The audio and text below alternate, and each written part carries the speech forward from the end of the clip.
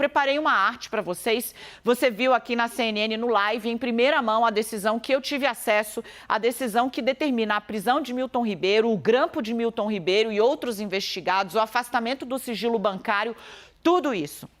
Agora a gente vai trazer para vocês aqui os principais pontos dessa decisão que são reveladores. Vamos lá, obrigada, Renato. Tá aí, esse é um trecho, gente, no qual a Polícia Federal diz exatamente o seguinte, que é muito perceptível todas as camadas de atuação e que é fácil individualizar todas as condutas, sendo, segue a PF, o ex-ministro da Educação quem conferia prestígio da administração pública federal aos dois pastores que usaram o MEC para pedir propina, segundo a acusação, os pastores Gilmar e Arilton. Segundo a PF, você vê aí nesse trecho, o ex-ministro da Educação, Milton Ribeiro, dava a esses dois pastores honrarias e destaque na atuação pública da pasta, até mesmo internamente, nas dependências da sede do Ministério da Educação. Eu destaco um outro trecho para vocês aí agora, porque é isso que a PF usa para dizer, olha, esses pastores, eles tinham influência dentro da pasta e esse trabalho tinha o aval do ex-ministro Milton Ribeiro. Olha aí agora onde a Polícia Federal usa esse termo ORCRIM. Isso significa organização criminosa. Bom, diz aí, inicia, né? A infiltração de Luciano. Quem é essa figura?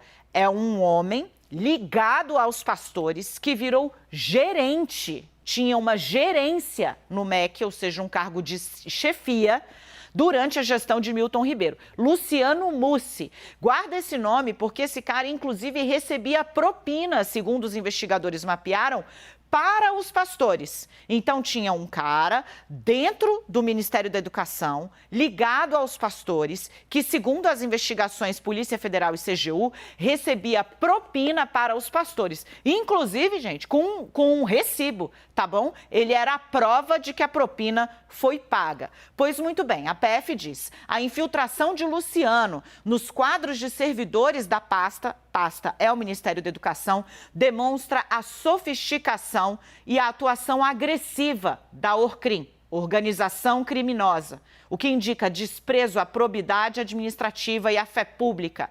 Helder, que é um quarto personagem, digamos assim, teve sua conta utilizada, ele era cunhado do pastor Arilton. Ou seja, eles usavam parentes para receber propina também.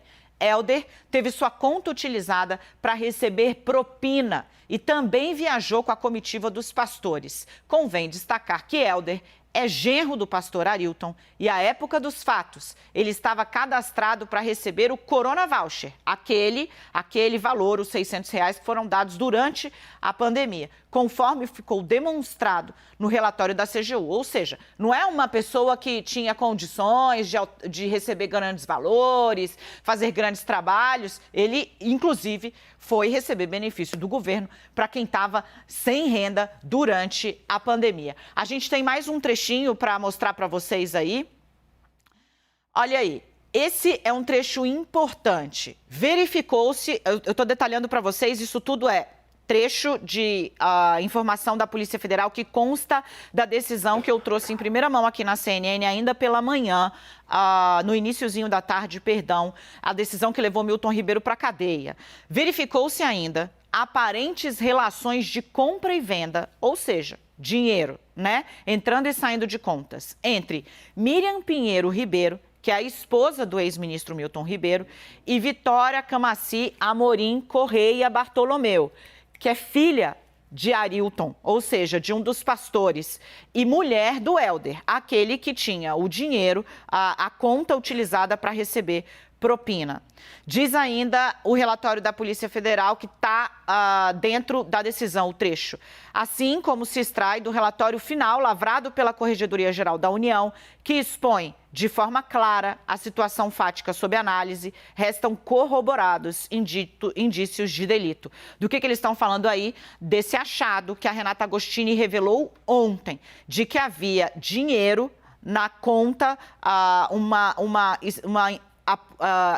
uma transação financeira suspeita. É essa, e está aí no relatório. A gente ainda tem mais um trechinho para destacar?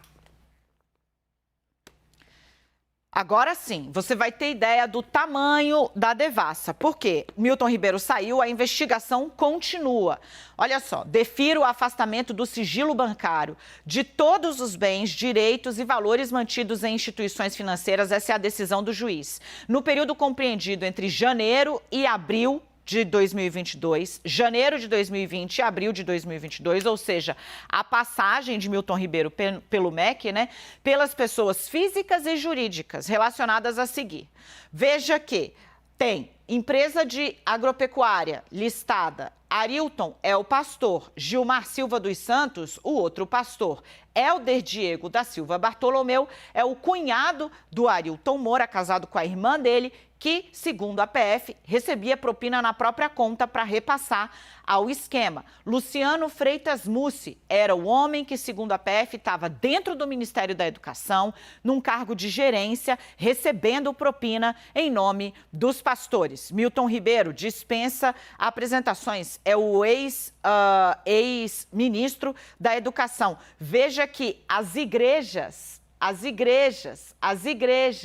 da Assembleia de Deus, aonde esses pastores atuavam, também vão ter as contas analisadas.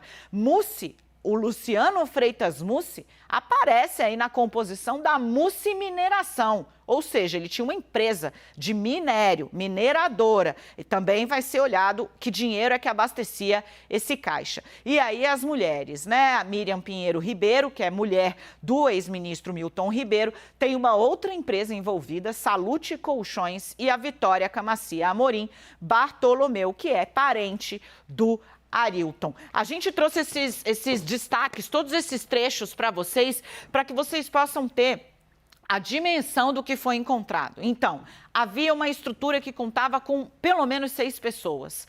Dentro do Ministério da Educação, o chamado gabinete paralelo, e essa estrutura era usada de diferentes formas para receber propina doada a esses pastores. Tem uma transação entre parente do pastor e mulher do ex-ministro da Educação.